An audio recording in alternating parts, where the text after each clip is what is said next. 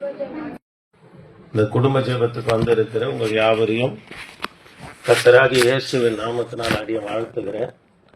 என் தகப்பர் உங்களை ஆஸ்வதிப்பாராக. ஆமே. அல்லேலூயா. இந்த குடும்ப ஜெபத்தில் உண்மையாலுமே சொல்றேன், எதை கேட்கிறோமோ கர்த்தர் அதை நிறைவேற்றுவார். ஆமாங்க, நான் எவ்வளோ காரியம் இந்த குடும்ப ஜெபத்தில் கேட்டேன், கர்த்தர் நிறைவேற்றினார். இந்த குடும்ப ஜெபத்தை ஏற்படுத்தினதுக்கு காரணமே பரிசுத்த ஆவியானவர் என்னை உணர்த்தினார்.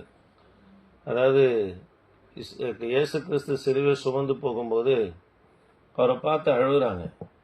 ஆண்டவர் சொல்ற, எனக்காக நீங்கள் அழ வேண்டாம், பச்சை மரத்துக்கு இத்தனை பாடாக இருக்கும்போது பட்டை மரமாகி உங்களுக்கு எத்தனை அதிகன்றார். பச்சை மரம் சீக்கிரத்தில் அழியாது, தீ வச்சாலும் எது வச்சாலும் அழியாது. ஆனால் பட்டை மரம் பார்த்தீங்கன்னா ஒரு நொடியில் தீ வச்சோடனே முடிஞ்சிடும். அதுபோல் உலகத்திலையும் சரி, மற்றவர்களுக்கு முன்பாக நம்ம எப்படி இருக்கணும், பட்டை மரத்தை போல இருக்கிறோம். நம்மளை விழுங்கெல்லாம் சொல்லி நம்மளை பார்த்து கொண்டு இருக்கிறாங்க. காக்கப்படுவதற்கு எது அவசியமாக இருக்கிறது என்று கர்த்தர் சொல்றாருன்னா, ஜெபம். நம்முடைய குடும்பத்துக்காக நம்ம ஜெபிக்க வேண்டும் என்பதற்காகவே கர்த்தர் நம்ம அந்த வார்த்தையை சொன்னார். அப்போது சபையில் ஜெபம் அதிகமாக இல்லை, அதனால குடும்பம் காக்கப்படுவதற்காக கர்த்தர் இந்த ஜெபத்தை ஏற்படுத்தினார். ஆமே. அதனால இந்த குடும்ப ஜெபத்தில் நீங்கள் எதை கேட்பீர்களோ நிச்சயமாக கர்த்தர் உங்களுக்கு தருவார். சரி, இந்த மாலை வேளையில் நாம் தொடர்ந்து அதிகால ஆராயில் தியானித்து கொண்டு வருகிறோம். இயேசு கிறிஸ்து கலீலியாவில் நிறைவேற்றின ஊழியங்களை குறித்து தியானித்து கொண்டு வருகிறோம். இன்றைக்கு கலீலியாவில் கர்த்தர் நிறைவேற்றின ஊழியம், கடல் மேலே இயேசு கிறிஸ்து நடந்து போனார். இதை குறித்து ஒரு 4 காரியம் சொல்லி விசுவாசம் என்ற தலைப்பில் நம்ம கர்த்தருடைய வார்த்தையை பார்க்க போகிறோம். மத்தேயு சுவிசேஷ புத்தகம் 14ஆம் அதிகாரம் 22 23, மார்க்கு சுவிசேஷ புத்தகம் 6ஆம் அதிகாரம் 45 52, யோவான் சுவிசேஷ புத்தகம் 6ஆம் அதிகாரம் 15 21 வரைக்கும் எடுத்துக்கொள்வீங்கன்னா, யோவான் சுவிசேஷ புத்தகம் 6ஆம் அதிகாரம் 15 வாசித்து பார்ப்பேன்னா, ஆண்டவர் 2 மீன் 5 அப்பத்தை 5000 பேருக்கு போஷித்து பிற்பாடு யோவான் சுவிசேஷத்துல இந்த அப்பம் சம்பந்தப்பட்ட அற்புதங்களை செய்ததோடு அதோடு கர்த்தர் எதை வைப்பார்னா ஒரு செய்தி வைப்பார். ஜீவ அப்பம் நானே என்று சொல்லி ஒரு செய்தியை வைத்து தன்னை மேசியா என்று சொல்லி கர்த்தர் அந்த இடத்துல அடையாளப்படுத்துவார். அல்லேலூயா. சரி, கவனி எடுத்துக்கலாமா?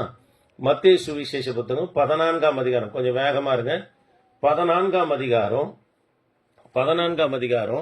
22 கொஞ்சம் வாசிக்கலாமா? பாருங்க, அப்பங்களை கொடுத்து 5000 பேர் அப்பங்களை கொடுத்து மீனை கொடுத்து திருப்தி அடைந்த பிற்பாடு அவங்களை அனுப்பிவிட்டு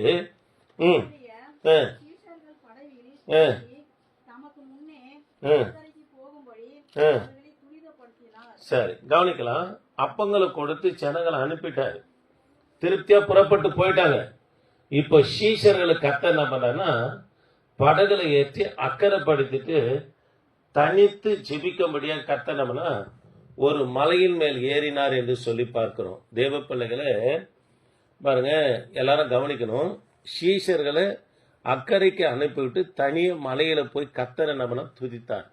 எதற்காக? கர்த்தரை நோக்கி, கர்த்தராகி இயேசு கிறிஸ்து பிதாவை நோக்கி இந்த இடத்துல ஜெபிக்கிறான்னு சொன்னா, பிதாவே, என்னை மேசியாவாக இந்த ஜனங்க புரிந்து கொள்ளல, இவர்களுக்காக தான் நான் வந்தேன், ஆனா இவர்கள் என்னை மேசியாவாக புரிந்து கொள்ளல. இயேசு கிறிஸ்து பிதாவை நோக்கி ஜெபிக்கிறாரு, உமது சித்தத்தின்படி நான் ஊழியம் செய்ய வேண்டும் என்று சொல்றார். தேவ பிள்ளைகளை, நம்மளை உலகம் புரிஞ்சுக்குதோ, நம்முடைய தரிசனத்தை, நம்முடைய ஊழியத்தை பிள்ளைகள் புரிந்து கொள்ளுகிறார்களோ இல்லையோ, கர்த்தர் நமக்கு கொடுக்கப்பட்ட தரிசனத்தை கர்த்தருடைய பிள்ளைங்க அப்படின்னா நிறைவேற்றினவர்களாக காணப்பட வேண்டும். ஆமே. ஒரு பாசுங்க ஊழியத்தெல்லாம் விட்டுட்டு வந்துட்டார், ஆந்திராலேருந்து வந்துட்டார். அதுக்கு ஒரு ஊழியக்காரர் கேட்குறாரு, ஏன்பா விட்டு? கர்த்தர் எனக்கு எப்படியெல்லாம் தரிசனம் கொடுத்தாரியா, என் சபையில் அற்புதங்கள் அடையாளங்கள் நடந்தது, என் மனைவி பிள்ளைங்க சரியா புரிஞ்சிக்கல, அதனால நான் ஊழியத்தை விட்டேன். அப்போ எங்கள் பாசு சொன்னார், வில்லியம் கேரி பாசு, எப்பா தரிசனம் அவங்களுக்கு கொடுக்கல, உனக்கு தான் கர்த்தர் கொடுத்தாரு, நீ தான் காத்துக்குன்னு அதை நிறைவேற்றணுமே தவிர அவங்க மேலே சாக்கு போக்கு சொல்லிட்டு ஊழியத்தை விட்டு கர்த்தருக்கு கணக்கு கொடுக்க வேண்டும், நீ தயவு செய்து புறப்பட்டு போய் உன்னுடைய ஊழியத்தை செய் என்று சொன்னார். தேவ பிள்ளைகளே, இயேசுவை புரிந்து கொள்ளல, ஆனாலும் கர்த்தர் தமது அனுப்பின நோக்கத்தை ஆண்டவர் நிறைவேற்றும்படியா பிதாவினை நோக்கினவனா ஜெபிக்கிறத பார்க்கிறோம். முத காரியம், எதுக்காக மலையின் மேல ஏறி ஜனங்களை அனுப்பிட்டாரு. கவனிங்க, ஜனங்களை அனுப்பிட்டாரு, சீஷர்ல அக்கறைப்படுத்திட்டாரு, அக்கறைக்கு போங்கள் என்று சொல்லி படகுல ஏற்றிட்டாரு. இவர் போய் தனித்து ஜெபம் பண்ண காரணம்னா, என்னை மேசியா என்று ஜனங்க புரிந்து கொள்ளப்பா, நீர் உம்மால அனுப்பப்பட்ட தேவகுமாரன் என்று இவங்க புரிந்து கொள்ளல. ஆகவே உமது சித்தத்தை நான் செய்யணும். யார் நம்மளை புரிந்து கொள்றாங்களோ இல்லையோ, நம்ம மேல வைத்திருக்கிற நோக்கத்தை, திட்டத்தை ஆண்டுடைய பிள்ளைகள் நிறைவேற்றுவர்களாய் காணப்பட வேண்டும். ஆமே. சரி, இரண்டாவது காரியம் பாருங்க, வாசிங்கம்மா. அதுலயே இருக்காதுங்க, வாங்க 4ஆம் ஜாமன் வருது பாருங்க.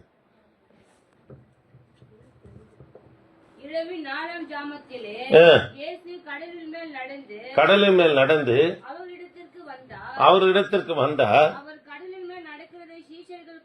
பாருங்க, இப்ப இயேசு கிறிஸ்து அவங்களுக்கு ஒரு பிரச்சனை இருக்கிறத உணர்ந்து கடல் மேல நடந்து போகிறார். நடந்து போனோடனே சீஷருங்க பாக்குறாங்க, ஏதோ ஆவி, ஏதோ ஒரு பிரச்சனை வருது அப்படின்னு சொல்லி ஆவேசம் என்று சொல்லி அவங்க கத்தும் போது ஆண்டவர் சொல்றாரு, நான் தான், திடன் கொள்ளுங்கள் என்று சொல்றார். சொன்ன உடனே அதுக்கு பேதுரு சொல்றாரு, ஆண்டவரே, நீர் கடல் மேல நடந்து வருவீரானா நானும் கடல் மேல நடக்கணும்னு சொன்னோன்னே கர்த்தர் சொல்றாரு, வா என்றார். சரி, இங்க கவனிக்கலாம். இரண்டாவது காரியம், 4ஆம் ஜாமம் என்று சொல்லப்படுகிறது. ஒரு ஜாமம் என்பது 3 மணி நேரம். 4ஆம் ஜாமம் என்பது அதிகாலை 3 மணிலிருந்து காலை 6 மணி வரைக்கும் ஒரு ஜாமமாக இருக்குது. அதிகாலையில 4 மணிக்கு தான் இயேசு கிறிஸ்து எங்க நடந்து போகிறார்னா கடல் மேல நடந்து போகிறார். அல்லேலூயா. இததான் நீதிமொழிகளின் புத்தகம் 8ஆம் அதிகாரம் 17 to 20 வரைக்கும் வாசித்து பார்ப்போம்னா, அதிகாலையில் என்னை தேடுகிறவன் என்னை கண்டடைவான் என்று கர்த்தர் நம்மள சொல்லுகிறத பார்க்கிறோம். அல்லேலூயா. அதனால தேவ பிள்ளைகளே, ஆண்டுடைய பிள்ளைங்க அதிகாலையில செபிக்கணும். நல்லா தூங்கி எழுந்து, அதாவது செபிக்கிறது ஒரு ஜெபம் இல்லைங்க. பலின்னா வலி இருக்கும், வேதனை இருக்கும். இப்போ பலி செலுத்தப்படுகிற ஆளுக்கு வலி இருக்குமா? வலி இருக்காதா? நிச்சயமா வலி இருக்கும். அதே போல ஜெபம்னா முழங்கால் வலி இருக்கும், கண்ணு விழிக்க வேண்டியதா இருக்கும். இதெல்லாம் தவிர்த்து ஆண்டுடைய சமூகத்துல உட்காரும் போதுதான் நம்ம எதற்காக கர்த்தரை நோக்கி வேண்டிக் கொள்கிறோமோ அதை நம்ம பெற்றுக்கொள்ள முடியும். ஆமே. தேவ பிள்ளைகளை கவனிப்போம். அதிகாலையில் என்னை தேடுகிறவன் கண்டடைவான், என்னிடத்துல இருக்கிற மெய்ப்பொருளை பெருவான் கண்டடைவான் என்று கர்த்தர் நம்மள சொல்றார். அதனால கர்த்தருடைய பிள்ளைங்க அதிகாலையில கர்த்தர் என்ன பண்ணும்? தேடணும். அல்லேலூயா. சரி, இப்ப பேதுரு சொல்றாரு, ஆண்டவரே, நீராய் இருப்பீரானா நானும் நடந்து வருவேன், நடக்கணும்ன்றாரு. ஆண்டவர் சொல்றாரு, நடப்பாயின்ட்டாரு. பாருங்க, இவர் கடல் மேல நடந்து வந்தார். இயேசு கிறிஸ்து எப்படி கடல் மேல தண்ணீர் மேல நடந்தாரோ அதே போல பேதுருவும் நடந்து வந்தார். தேவ பிள்ளைகள், அதற்கு முன்பதாக ஒரு சம்பவம் நடக்குது. அது என்ன சம்பவம்னா, 3வது காரியம், சுய நாணத்தை தவறாக பயன்படுத்தவே கூடாது. சுய நாணத்தை கொண்டு வந்து வேதத்துல ஆவிக்குரிய காரியங்களில கர்த்தருடைய பிள்ளைங்க செயல்படுத்தவே கூடாது. நான் பிற்பாடு உங்களுக்கு சொல்றேன், கவனிக்கலாம். இப்ப ஆண்டவர் சொல்றாரு, நடந்து வா பாயிண்டாரு. நடந்து வந்துட்டா பிரச்சனை இல்லை. அதற்கு முன்பதாக இவர் என்ன பண்ணாருன்னா, போட்டுக்கு பக்கத்துல வந்து தண்ணீரை எடுத்துனவனா இப்படி மேல வீசுறாரு. காற்று எந்த பக்கம் வீசுதோ அந்த வாக்குல என்ன பண்ணா தண்ணீர் கொண்டு பறந்து போய் என்ன பண்ண விழும். ஒரு மீனவன் எப்பவுமே மூழ்கி போகவே மாட்டான். இது கடந்த நாட்கள் இந்த சுனாமி இது போல பிரச்சனைலாம் வரும்போது இலங்கை சைடில் இலங்கையிலேருந்து நீச்சல் அடிச்சிங்கன்னா சென்னைக்கு வந்தவங்க இருக்கிறாங்க, கன்னியாகுமரிக்கு வந்தவங்கலாம் இருக்கிறாங்க, மீனவருக்கு வந்தவங்க இருக்கிறாங்க. தேவ பிள்ளைகளே, இங்க பேதுரு குறித்து உங்களுக்கு எத்தனையோ முறை சொல்லியிருக்கிறேன். 8 வயதுல பாருங்க சமுத்திரத்துல குச்சி நீச்சல் அடிச்ச ஒரு மனுஷன். அது மாத்திரமல்ல, 16 வயசுல வலைகளை பின்ன கத்துக்கினாரு. 21, 22 வயசுல நல்ல தேர்ச்சி பெற்ற ஒரு மீனவனா யாரு காணப்பட்டார்னா பேதுரு காணப்பட்டார். எந்த இடத்துல என்ன ரகமான மீன் கிடைக்கும், எவ்வளவு ஆழத்துல போன என்ன ரகமான மீன்கள் கிடைக்கும் என்பது சமுத்திரத்தின் காரியங்கள் எல்லாம் நன்கு அறிந்து வைத்திருந்த ஒரு மீனவன் யாருன்னா பேதுரு. ஆனா இவர் முழுகி போனார்னு இருக்குது. காரணம் என்னன்னா, தெய்வ பிள்ளைகளே எல்லாரும் கவனிக்கிறீங்களா? அல்லேலூயா. கொஞ்சம் கவனிங்க. பேதுரு பாத்தீங்கன்னா நல்ல திறமையான மீனவன். இவர் செய்த ஒரு தவறு என்னன்னா, ஆண்டவர் சொன்ன வார்த்தை கேட்டு வந்துட்டு பிரச்சனை கிடையாது. சுய ஞானத்துல எப்போதும் கர்த்தருடைய பிள்ளைங்க சாரவே கூடாது. ஆவிக்குரிய காரியங்கள் வேதத்தை சுய ஞானத்தோடு ஒப்பிட்டு பார்க்கவே கூடாது.